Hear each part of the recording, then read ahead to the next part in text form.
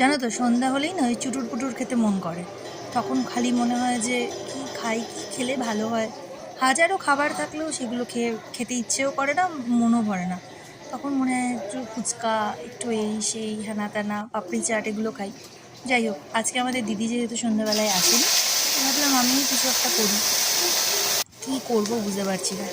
তো ভাবলাম ঠিক আছে, কিছু পনিরের টুকরো রয়েছে, সেটা দিয়ে একটা অমলেট বানাই। তারপরে বললাম অমলেট ভালো হবে না ব্যাপারটা, একটু অন্যরকম কিছু করি। কী করব, যা হোক মাথায় এলো যা তাই করলাম। কিন্তু জিনিসটা না দেখতেও ফাটাফাটি হয়েছে আর খেতেও ফাটাফাটি হয়েছে। চলো দেখো আমি কী করি।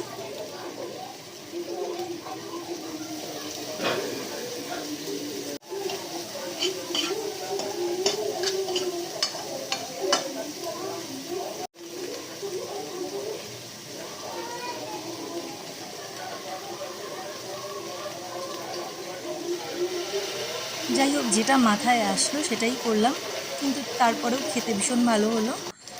আর আমি ঝাল একদম খাই না, তাই কাঁচা লঙ্কা না দিয়ে অল্প একটু গোলমরিচ দিলাম।